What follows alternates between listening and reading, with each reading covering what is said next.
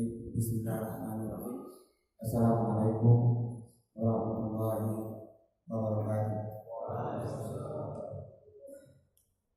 Alhamdulillah.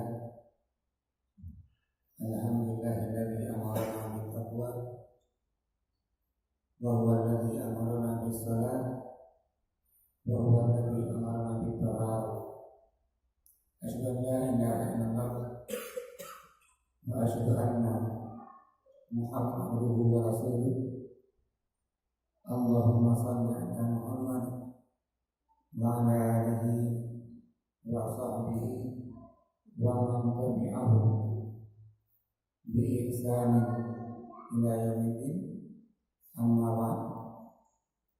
Sidang jamaah halaqah yang sama-sama kita mencari rahmat dari Allah Subhanahu wa taala,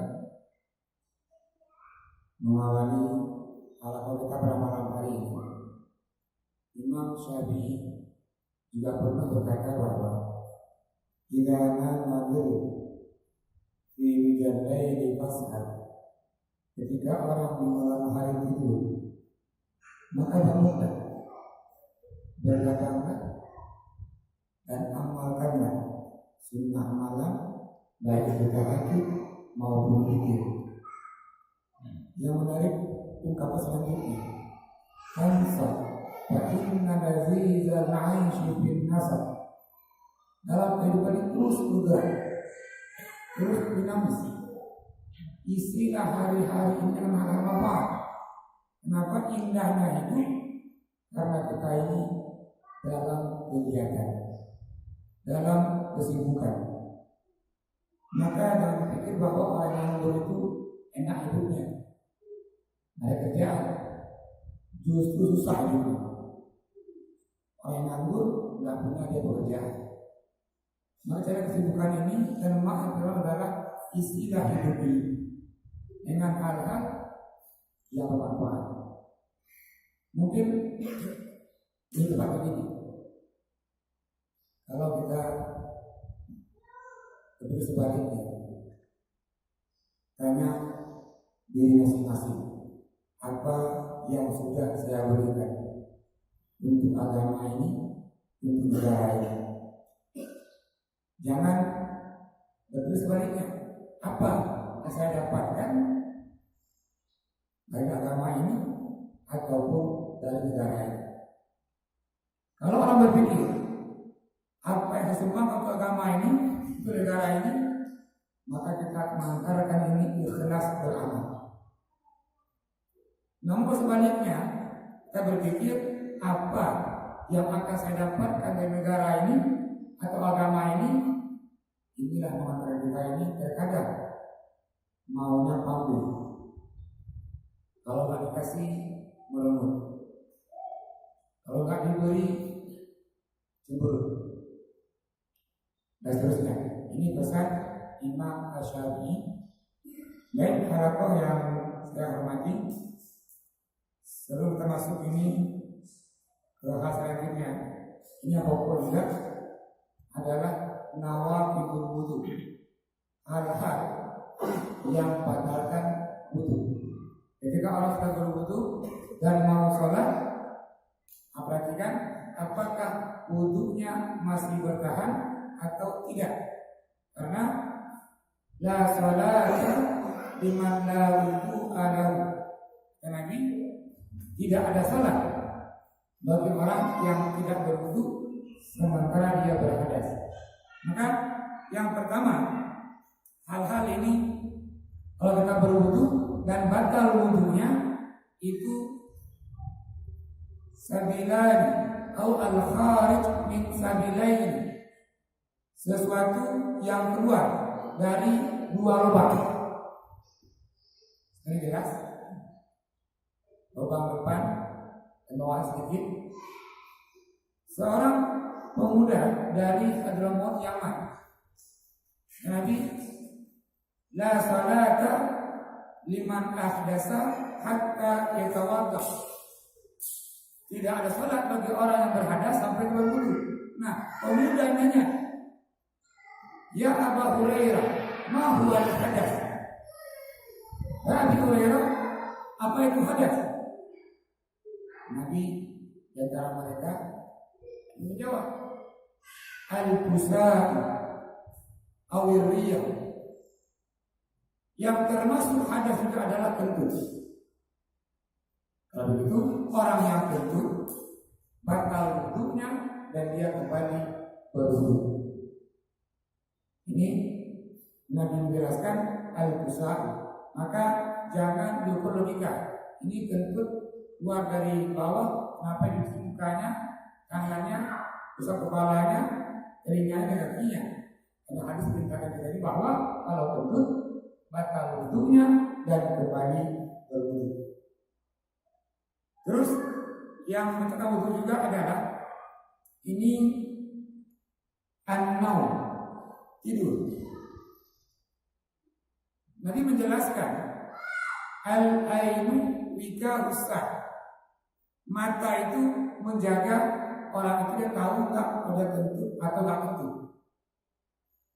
Maka nanti kajiannya ini, ketika dia tidur menjadi batal wudu dalam mazhab Hanafi dan dalam mazhab Hambali, ini tidurnya itu dalam sekali. Mak dalamnya dia, kalau jatuh sesuatu dia nggak tahu, ada suara dia nggak dengar. Karena dalam dua mazhab ini tidur yang sangat dalam atau yang pulas tidurnya, maka itu membatalkan wudu. Dalam mazhab Syafi'i dan mazhab Maliki, ketika orang duduk, ini nunggu khatib atau Jumat, khatib khutbah Jumat pagi capek latihan ini. Nah pas khatib berkuar-kuar mimbar, ada juga orang berkuar-kuar dengan mulutnya, dia bunyi ngantuknya. Saya Imam Syafi'i, dia duduk ini. Kalau dia sampai duduknya itu angguk kepala, pantatnya terangkat, maka itu duduknya sudah batal. Dalam mazhab Syafi'i dan dalam mazhab Maliki, artinya duduknya itu kena ngantuknya sama kepalanya, ngantuk. Kencang angguknya ini, pantatnya terangkat.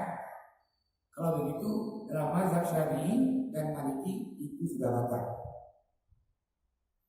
Maka yang lebih tepat al-khurud minal khilaf dari khilafiyah ini, kalau mengantuk keluar sebentar berwudu. Lebih tepat.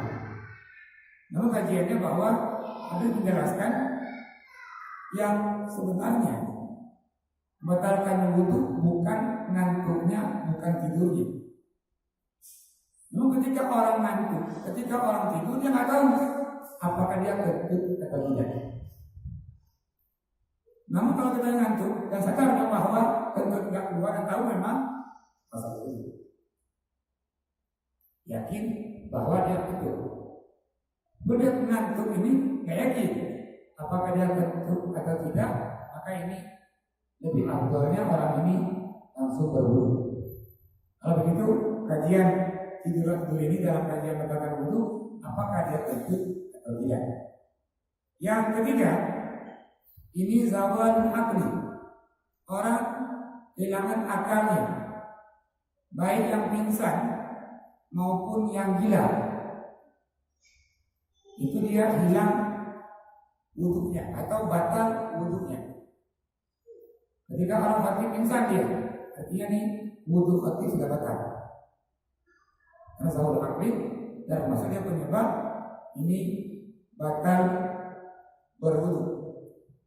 Yang keempat, masul adami, ini telapak tangan menyentuh dia kemaluan tanpa ada pembatas, sama perempuan laki-laki. Dan bahkan dalam tiga mazhab Hambali, Maliki dan Hanafi termasuk menyentuh dia diburi atau dia kumpul lubang tubuh telapak tangannya, baik dari yang tengah ini maupun di telapak jari jemarinya. Kalau ini menyentuh kemaluan tanpa ada batas, maka itu membatalkan wudu. Seterusnya, ini yang kelima, menyentuh lawan jenis. Menyentuh lawan jenis ini termasuk juga dia membatalkan wudu. Nanti Imam Mazhab nggak sama pandangan dalam menyentuh. Namun dalam kajian awal ini kita katakan bahwa menyentuh perempuan atau perempuan menyentuh laki-laki dan dia telah berwudu, maknanya dia sudah batal wudunya. Seterusnya, ini yang diselisihkan oleh para ulama adalah ketika orang setelah makan makanan yang dimasak dengan api. Nabi dulu menjelaskan bahwa Nabi makan daging unta. Setelah makan, Nabi berwudu kembali. Dalam mazhab Hanafi, makan makanan yang dimasak dengan api itu membatalkan wudu. Namun dalam mazhab Syafi'i, dalam mazhab Maliki dan Hambali itu tidak membatalkan lagi. Kenapa? Ada hadis mengatakan bahwa annan Nabi di akhiraini taraka amrayn. Nabi di ujung nanti ini meninggalkan berwudu setelah makan makanan yang dimasak dengan api. Kalau begitu disunahkan. Kata ini orang berwudu dia mampu hukumnya dia ini untuk makan daging. Nah, kalau makannya apa-apa, harus makan dan terus sholat. Hanya satu mazhab itu pun juga hadis sudah masuk bahwa di penghujung hadis Nabi menjelaskan Nabi enggak lagi berwudu setelah makan makanan yang dimasak dengan api. Ya, silakan jamaah yang mau bertanya. Silakan. Assalamualaikum warahmatullahi wabarakatuh. Waalaikumsalam. Mau bertanya tentang menyentuh wanita. Jadi kan kalau kita mau berangkat ke masjid, wudhu di rumah, terus salaman sama anak atau istri atau orang tua itu batal atau gimana Pak? Cukup sekian. Terima kasih. Ini pertanyaannya menarik. Menyentuh lawan jenis. Memang kajian itu menarik. Menyentuh itu menarik. Yang pertama, sentuhan seperti apa yang dia membatalkan wudu? Kembali dari ayat, kata Allah dalam Al-Quran, lamastumun nisaa. Ada apa nih? Tidak panjang. Lamastumun nisaa. Ini nisa. Jadi dalam Al-Quran kata Allah, ketika engkau ini menyentuh perempuan.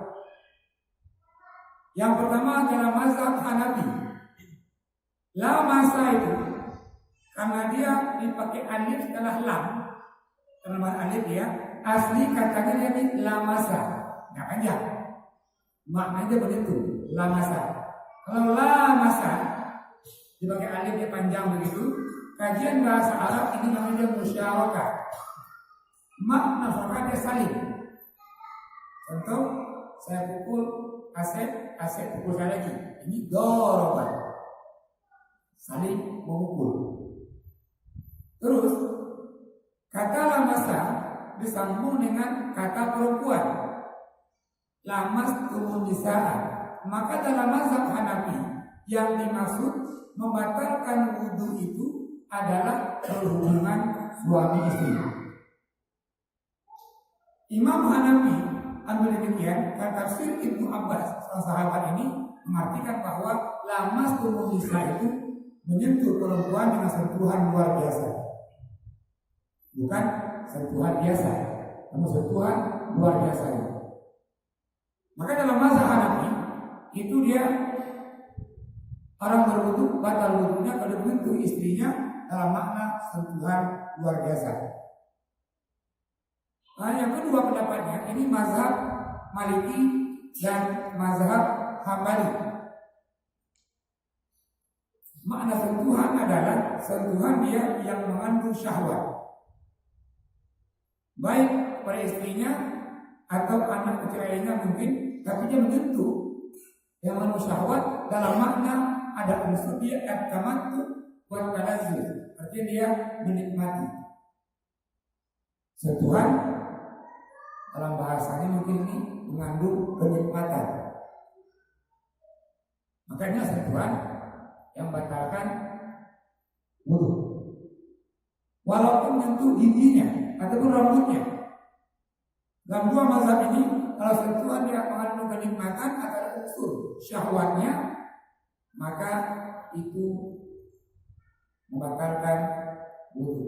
Pendapat kedua ini ambil hadis dari Aisyah. Kata Aisyah, anna nabiyya qabbala zawjihda zawjatihi summa yusalli. Nabi mencium seseorang istrinya dan Nabi enggak lagi berwudu, sholat. Ketika sampai sampai Aisyah senyum, maknanya iya.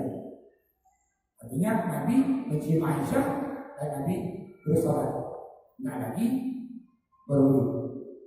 Ini hadis digunakan oleh pendapat dua mazhab ini. Artinya sentuhan yang dibatalkan adalah sentuhan yang mengandung dia syahwat atau ada unsur kenikmatan di situ.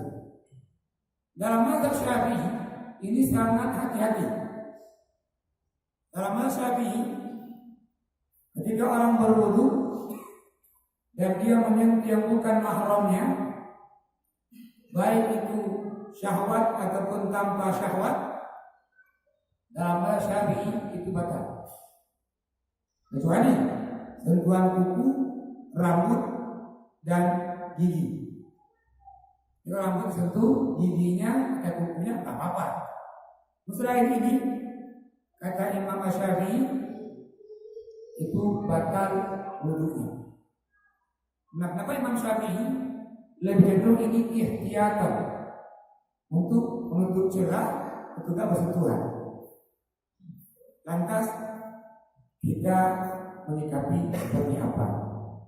Ini pandangan mazhab, ini pendapat mazhab. Memahami bahwa bersentuhan lawan jenis yang bukan yang mahramnya, maka dia membatalkan wudu. Yang pertama, kalau kita berwudu ini di rumah tadi, yang biasa dia kamar mandi itu kan yang dapur. Bisa biasa kamar mandi kan yang dapur. Kita berwudu tanpa sengaja, istri lagi masak, tersentuh. Ini kan sentuh yang tak sengaja. Dan sentuhan itu enggak mengandung dia syahwat. Sentuhan itu mengandung dia kenikmatan. Seperti ini, enggak usah lagi berwudu. Namun, jikalau tadi menyentuh istri tanpa ada alas, tanpa ada pembatas tadi misalnya, dan ada unsur mungkin menikmati atau terangsanglah bahasa kitanya, maka ini kembali berwudu. Kalau itu ukurannya ini hal bisyahwat, apakah dengan syahwat atau tidak? Ketika seorang bapak salaman dengan istrinya, anak perempuannya, selamat biasa, ini tidak membatalkan wudu. Namun kalau mau hati-hati, ikut pendapat Syafi'i.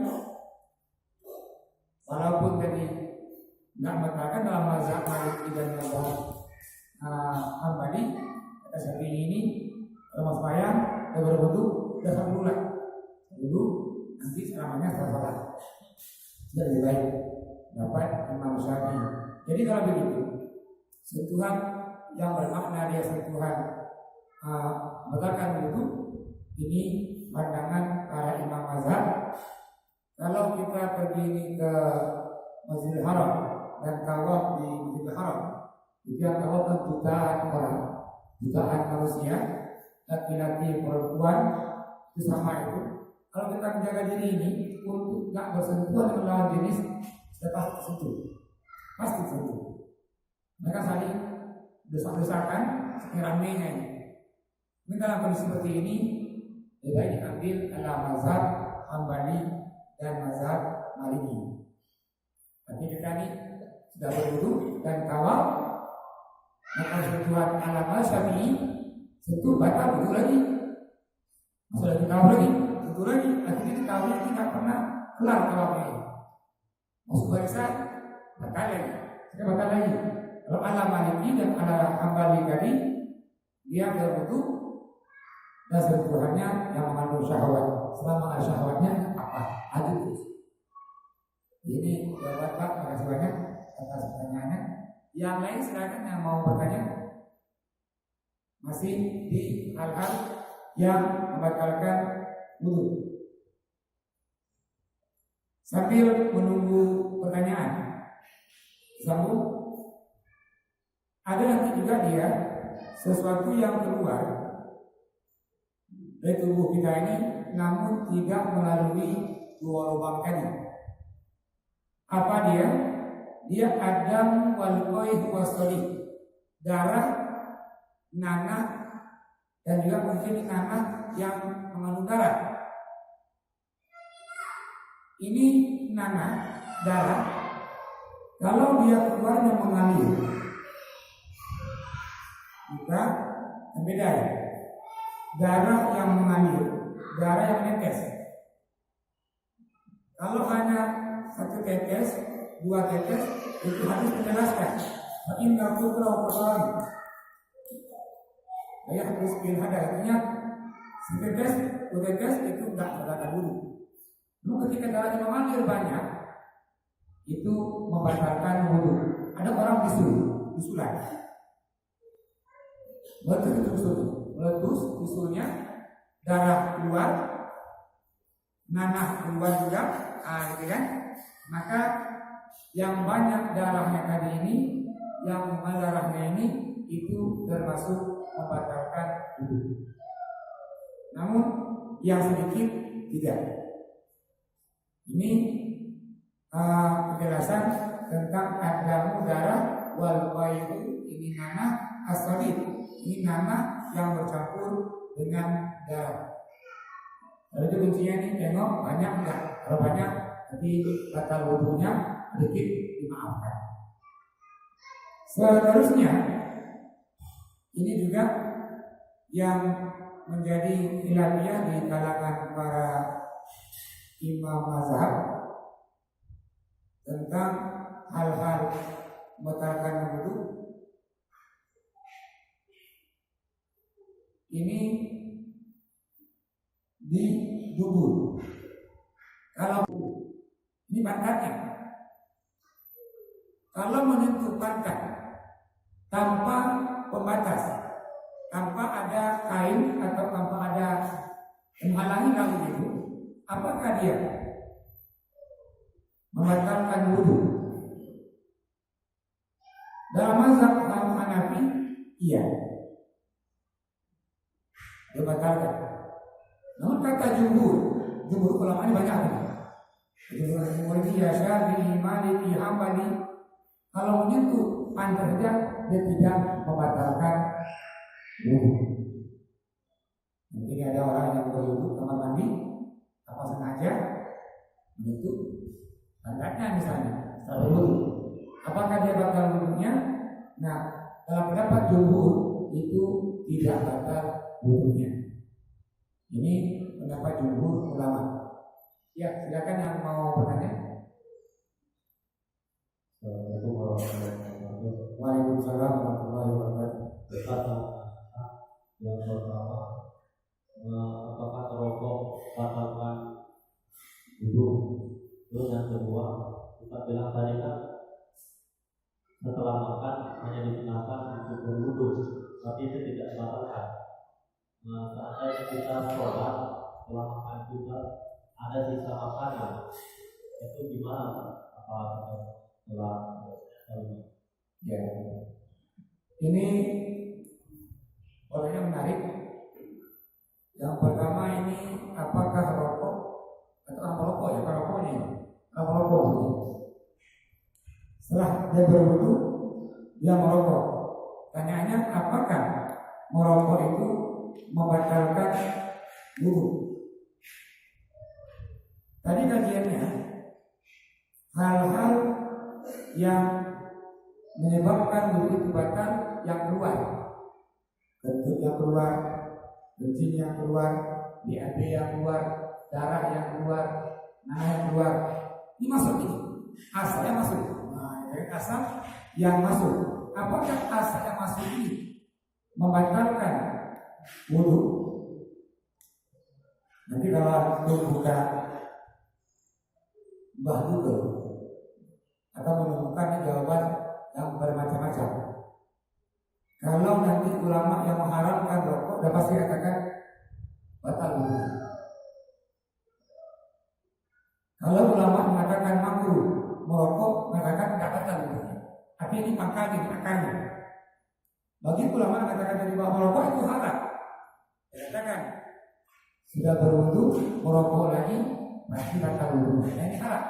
Ini ulama yang berafiliasi mengatakan bahwa ad-dukhan itu haram.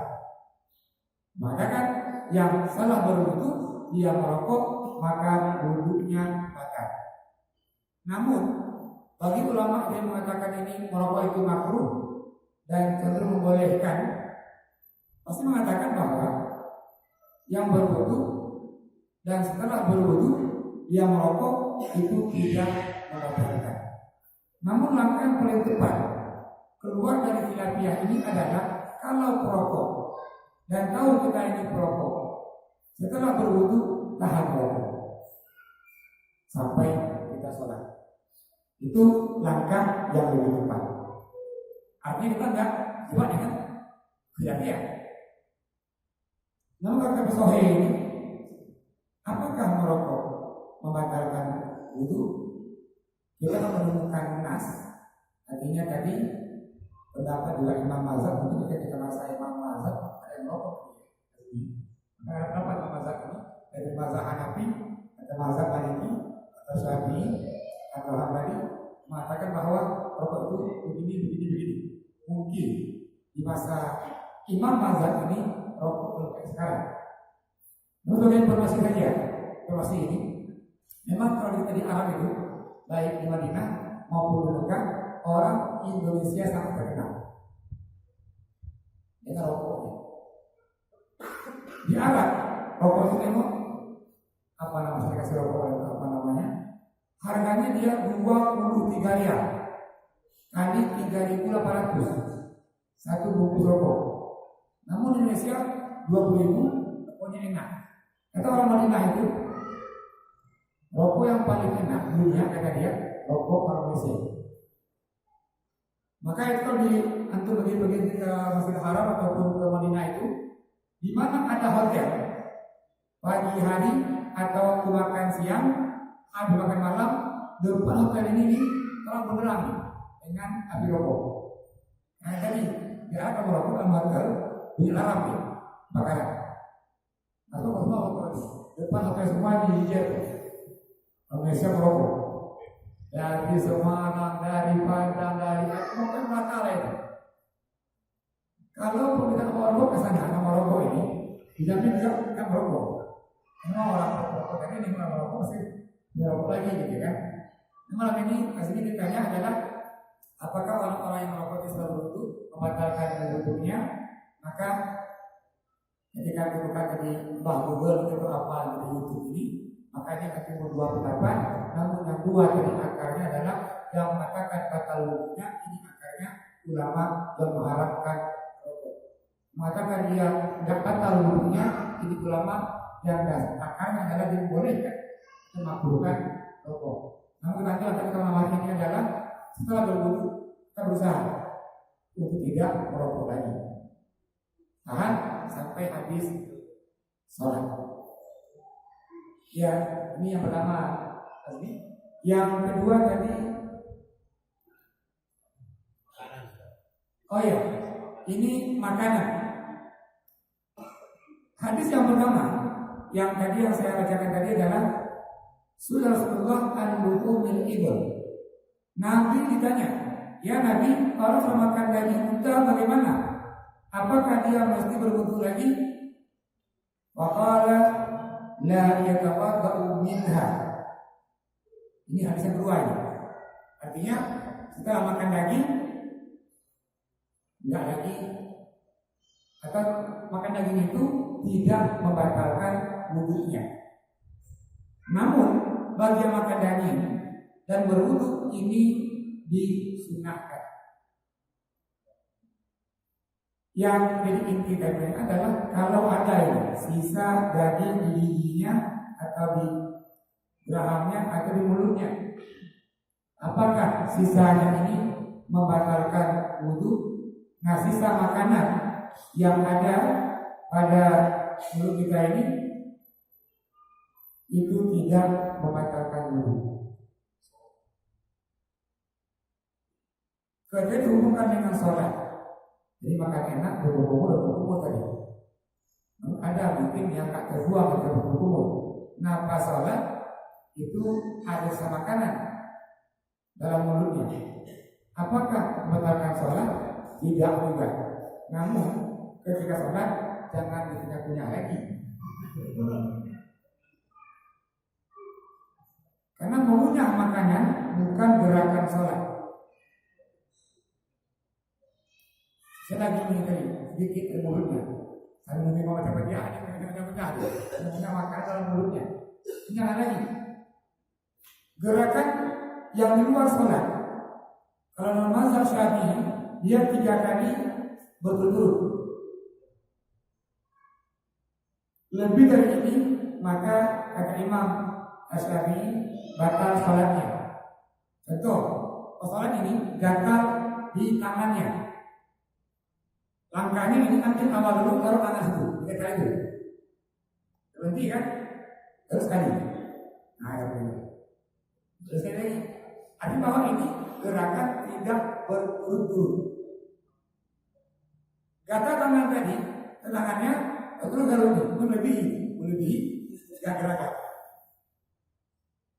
Misalnya tadi gatal, harus sekali.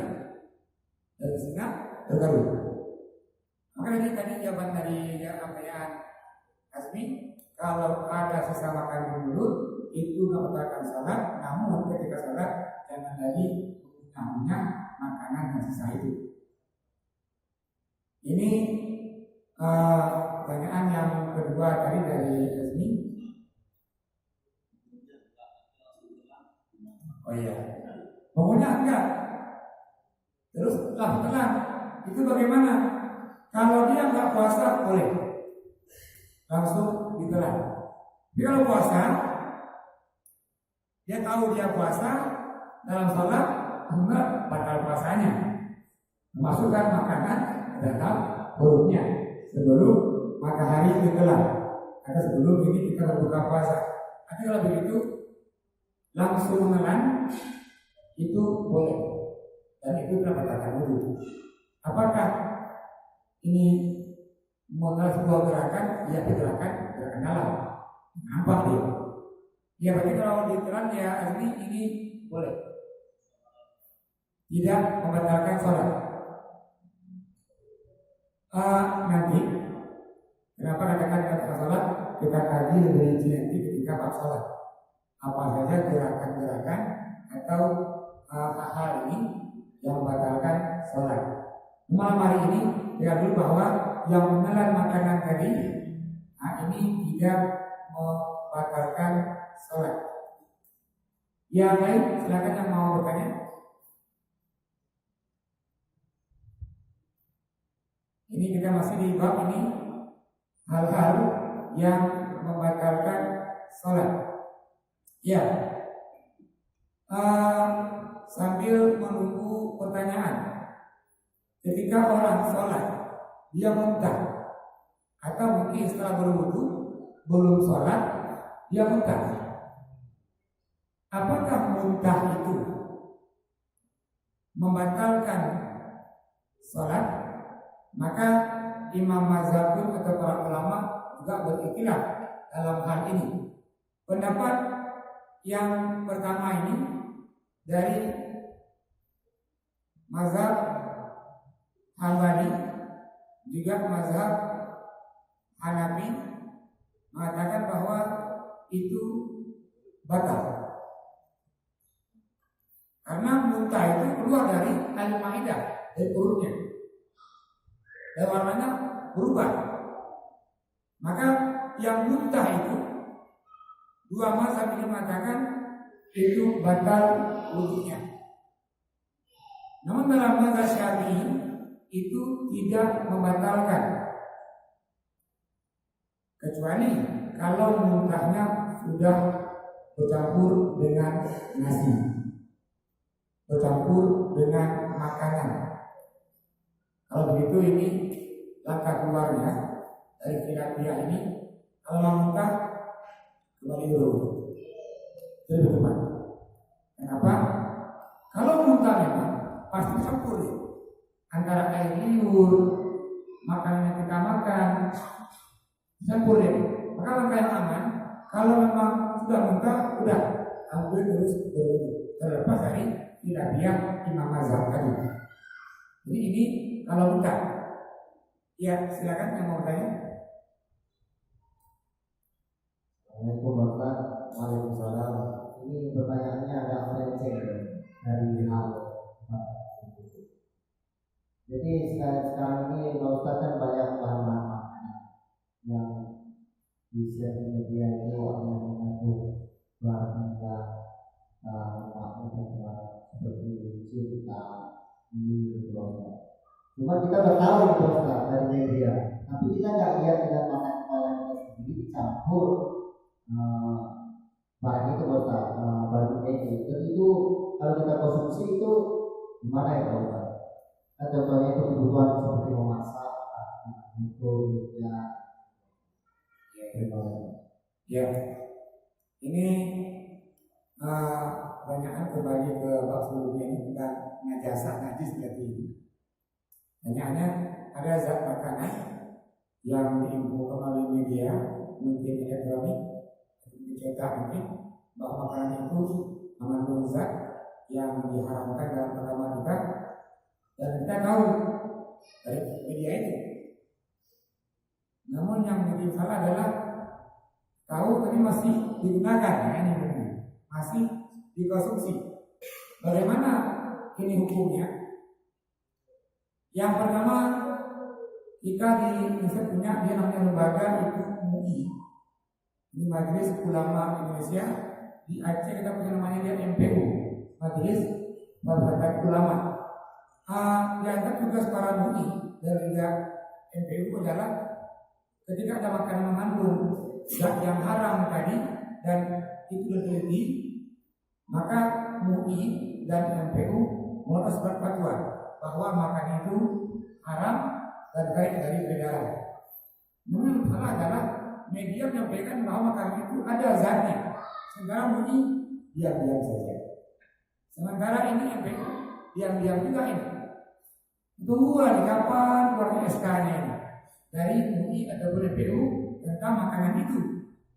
Namun sebulan, 2 bulan, bahkan tahunan kita tunggu, nggak pernah keluar soal itu. Itu bagaimana? Sikap yang tepat adalah yang tahu ini menghindari untuk tidak lagi mengkonsumsi makanan yang katanya mengandung zat itu.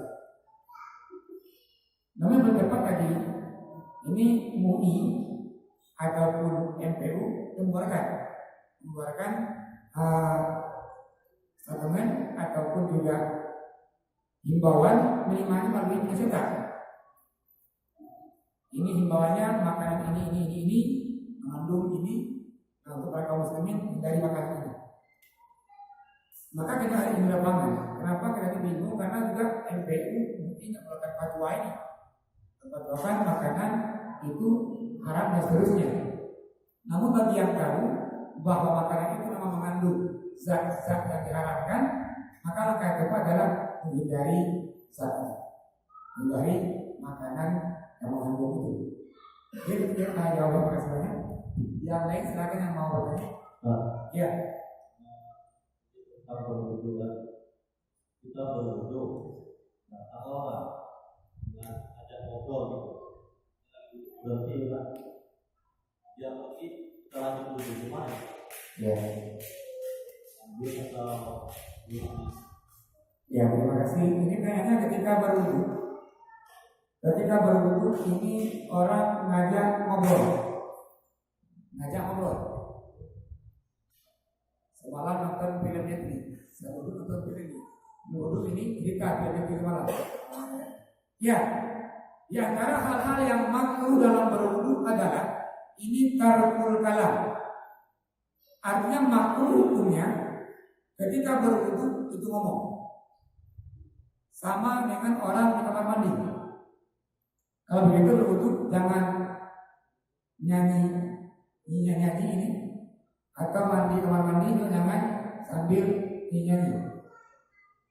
Karena makruh hukumnya kita ini di kamar mandi berwudu itu berbicara. Di samping itu juga, karena ini dari nikah sama si Asmi tadi, hal-hal makruh kan. Hal-hal yang kedua yang dimakruhkan adalah itu mengumpulkan air ke wajah. Orang berwudu kan basuh muka, ya ambil air, lemparkan ke wajahnya. Melemparkan air ke wajah itu dalam berwudu itu makruh, atau darul wajhi bil ma. Yang ketiga makruh juga adalah ini menyuruh orang lain wudukan dia masih hidup. Mungkin ini komandan, mungkin dia punya jabatan, raja mungkin, nah gitu kan. Ini duduk aja, lain wudukan dia. Ini boleh kalau sudah meninggal. Nah kalau masih hidup, maka makruh hukumnya ini kita diwudukan oleh orang lain. Tangannya dia, basuh tangannya, kakinya dia. Nah gitu kan, ini dimakruhkan juga. Dan terus kalau berpuasa itu makruh kita ini berkumur-kumur dan juga masukkan air ke dalam hidung. Namun kalau enggak puasa, sunnah dia berkumur-kumur juga al-istinsyaq, air ke hidungnya. Yang makruh ketika kita ini berpuasa. Hal yang makruh juga ini menggunakan air ketika berwudu ini berlebih-lebihan. Ujungnya israf. Tengok agama kita ini, padahal berwudu diperintahkan, mandi diperintahkan, suci diperintahkan, namun jangan berlebih-lebihan. Dalam ibadah saja nggak boleh kita ini berlebih-lebihan. Kenapa? Karena kebiasaan syaitan ini berlebih-lebihan. Maka makruh juga dia menggunakan air terlalu banyak ketika kita ini berwudu. Yang makruh juga setelah berwudu itu dia mengelap air wudunya dengan handuk. Lap muka, lap tangan. Air wudu itu nur yaumal qiyamah, cahaya dunia dan cahaya di akhirat. Maka dimakruhkan ini orang yang berwudu setelah berwudu dialah menggunakan mungkin tangannya atau menggunakan handuk. Ini termasuk hal-hal yang dimakruhkan. Termasuk juga pertanyaan pada kamu sebelumnya dari Pak Edwin ini berwudu tanpa menggunakan busana. Sah wudunya? Sah. Namun ini dimakruhkan. Karena begini, pertanyaannya, kalau mau tahu ini, coba cari tempat di mana Allah nggak bisa melihat kita. Boleh orang lain nggak melihat kita, namun tidak ada tempat bagi Allah untuk melihat kita. Maka punya ayat, yastahyuna minan nas, malu sama manusia. Wala yastahyuna min Allah, tapi nggak malu sama Allah. Kita malu kalau ayat kita ini ya oleh manusia, orang lain tahu, kita nggak malu ketika Allah yang tahu. Bapak, Ibu yang saya hormati, jadi di tahun 206 Hijriah ada ulama Basra atau dia Khurasan, bahkan yang masyhur namanya dengan Ibrahim bin Adham. Ini juga tasawuf. Artinya dalam kitab sejarah itu menulis bahwa Ibrahim bin Adham meninggal tahun 206 Hijriah atau lebih lambat 3 tahun dari Imam Asy'ari. Asy'ari meninggal 203 Hijriah. Ini 206 Hijriah. Yang menarik, ini Ibrahim ini orang kaya raya. Kakek buyutnya raja, kakeknya raja, ayahnya raja, dia benar raja. Kalau dia pergi 80 pengawal yang lengkap baik, dan tombak dan pedangnya, 40 depan, 40 belakang. Itu Raja Ibrahim bin Adham. Namun Ibrahim bin Adham meninggalkan kemewahan ini. Dia berhutang dan dia menyendiri. Dari seorang raja, dia menjadi tukang kayu bakar. Itu dia tukang kayu bakar, dia jual ke pasar, hasilnya dia beli makanan yang ada. Dan terus juga dia banyak belajar dari para ulama-ulama. Maka masyhurlah Ibrahim bin Adham ini. Itu ketika Ibrahim bin Adham, itu jarak antara Khurasan itu dekat dengan Afghanistan ya. Kalau mau ke Mekah itu 4.360 km. Ibrahim bin Adham meninggalkan Khurasan, Al-Balagh kota dia, menuju ke Mekah dengan jalan kaki tanpa bawa apa-apa.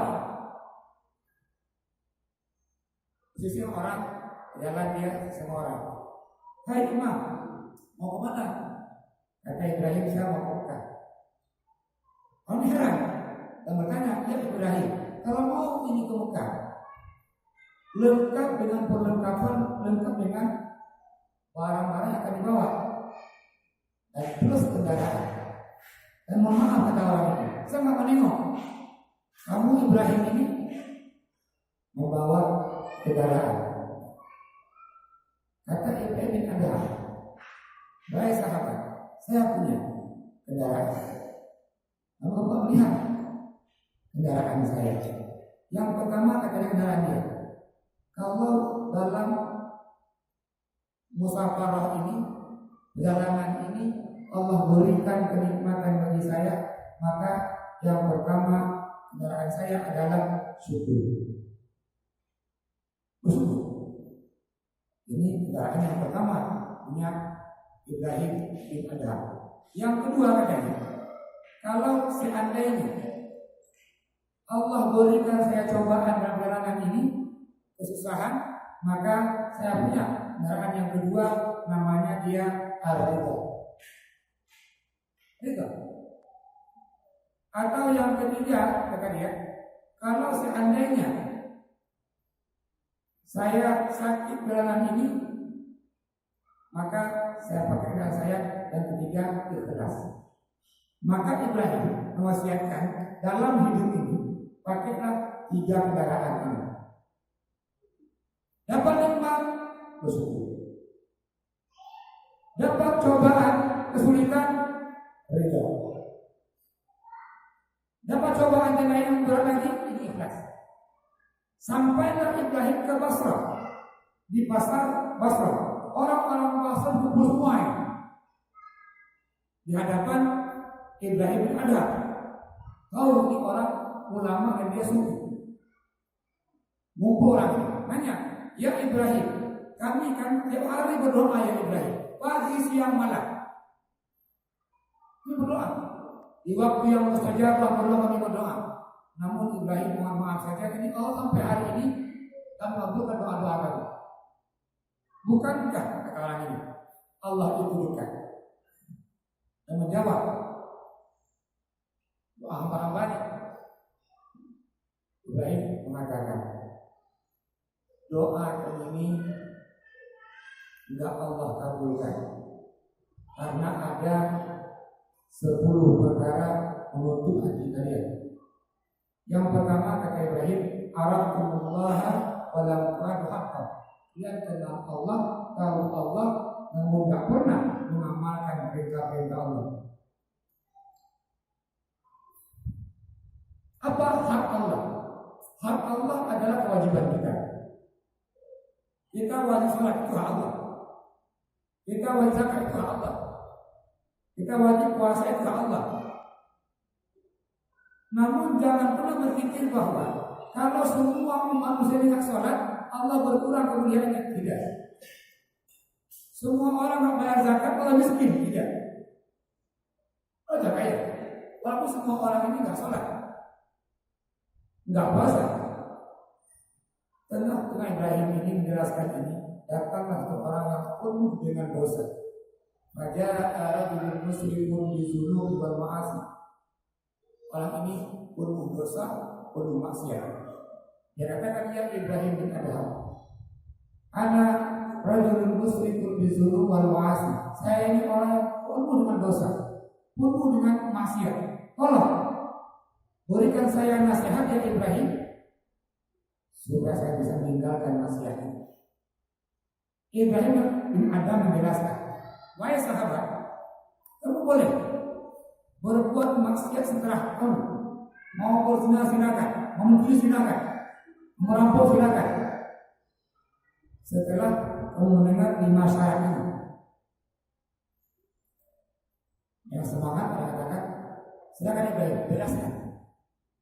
Yang pertama kata Ibrahim, kamu boleh berbuat maksiat, boleh berbuat dosa, namun jangan pernah makan rezeki dari Allah. Jangan pernah makan dari Allah kalau mau berbuat maksiat. Orang ini bertanya lagi, bukankah semua rezeki dari Allah? Semua rezeki Allah berikan. Saya kalau masih boleh kata Ibrahim, namun jangan pernah makan rezeki yang Allah berikan. Yang kedua kata Ibrahim, boleh kamu ini berbuat maksiat, namun jangan tinggal di bumi Allah. Ini mau dari mana lagi? Mau tinggal di bumi yang tidak punya Allah juga? Mau tinggal di Jupiter tidak punya Allah juga? Jadi kalau mau maksiat boleh kata Ibrahim, jangan pernah tinggal walantas di artinya. Jangan pernah tinggal di rumah Allah atau di rumah Allah. Yang ketiga kata Ibrahim, silakan engkau ini berbuat maksiat, berbuat dosa, cari tempat yang Allah nggak bisa lihat kamu. Ada mungkin tempat yang Allah nggak lihat, silakan buat. Seenak kamu sekarang. Maka supaya tempat Allah melihat. Mulai orang ini air matanya mengalir dan menangis. Gak mungkin ya Ibrahim, saya makan rezeki Allah, saya tinggal di rumah Allah, saya juga tahu di tempat yang Allah nggak bisa lihat saya. Namun Ibrahim, tolong jelaskan saya ini apa lagi? Kata Ibrahim, kalau kamu mau berbuat maksiat, berbuat dosa, silakan. Namun nanti akan datang malaikat mencabut nyawa, buatlah permohonan. Kepada malaikat, jangan cabut dulu nyawa saya malaikat. Saya mau bertobat, saya mau sholat, saya mau puasa, buat request pernikahan, permohonan ke malaikat itu supaya kamu ini nyawanya enggak cabut dulu. Saking bermanangis orang itu. Nggak mungkin gua bermohon kepada mereka. Kenapa? Karena punya ayat. Setiap kita ini punya ajal, kalau sampai ajalnya enggak dikedepankan, enggak diakhirkan. Walau sesaat. Yang terakhir kata Ibrahim adalah nanti orang-orang yang membuat dosa ini, membuat maksiat ini, di padang mahsyar digiring oleh malaikat Zabaniyah ke nerakanya. Kamu buat permintaan ke malaikat Zabaniyah, ya malaikat Zabaniyah, jangan masukkan saya ke neraka. Bagaimana mungkin seorang hamba berdosa membuat surat permohonan ke malaikat Zabaniyah untuk tidak berbuat dosa? dan ditempatkan di surga Allah. Akhirnya orang yang bersyukur katakan ya Ibrahim, "Fa inni atubu saya bertobat."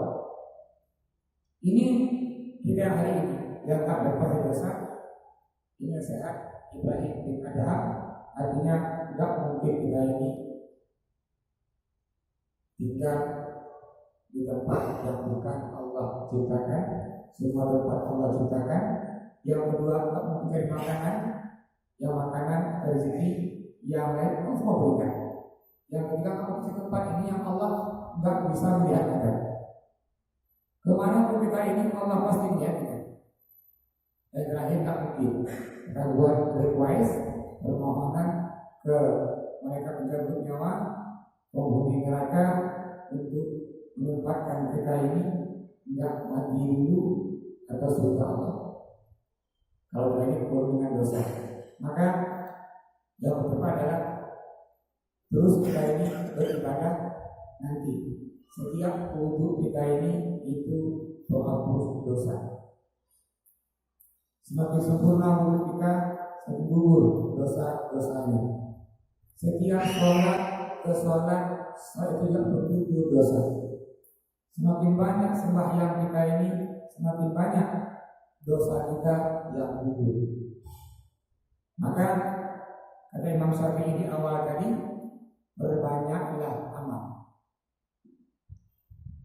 Ihris dunia kata naga ta'ish abada. Maka beramallah ini kita, dan kita ini kata Imam Syafi'i ketika meninggal semua orang menangis dan kita tertawa. Kebalikan ketika orang lahir, begitu lahir anaknya menangis, semua orang tertawa. Ayahnya gembira senyum, lahir anaknya, ibunya senang, kakeknya senang, neneknya senang. Namun ketika meninggal dunia nanti, usahakan kata Imam Syafi'i, perbanyak amal. Kamu meninggal dunia, semua orang menangis, dan engkau ketika itu tertawa gembira. Ini juga pesan Imam Syafi'i menempuh kehidupan ini. Ketika lahir menangis, semua orang tertawa. Usahakan kita hidup ini berbanyak amal, berbanyak ibadah. Ketika kita meninggal dunia, kita tertawa, orang lain menangis. Semoga Allah berikan keberkahan dari kesemuanya. Mari dengan kafaraah majlis. Subhanallah wa bihamdihi.